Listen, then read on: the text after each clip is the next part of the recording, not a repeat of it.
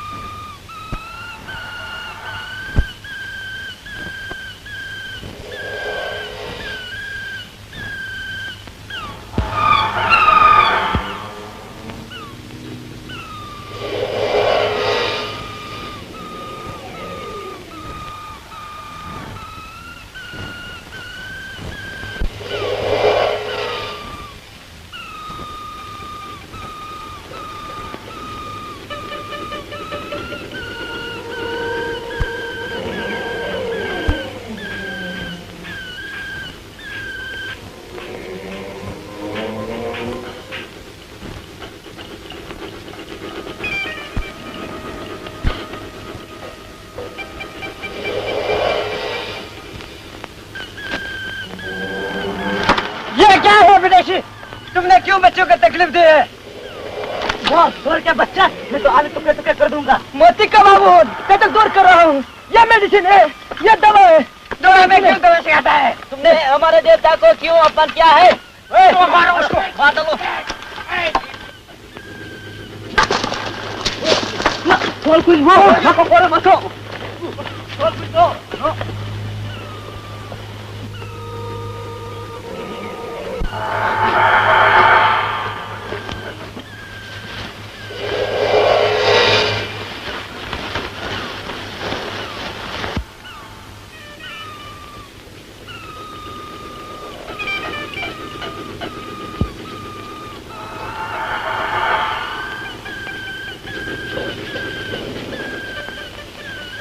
तुम्हारी ये दशा किसने की? गांव की जनता ने।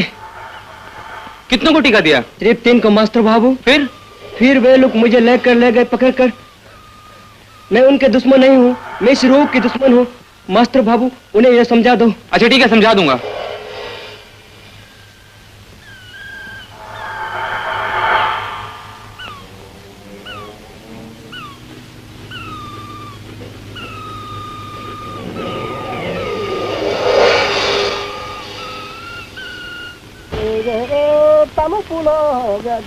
वाकई ये चैलेंज है रमेश। किसी भी कीमत पर जल्दी ही इन्हें शिक्षित करना पड़ेगा डॉक्टर मुखर्जी।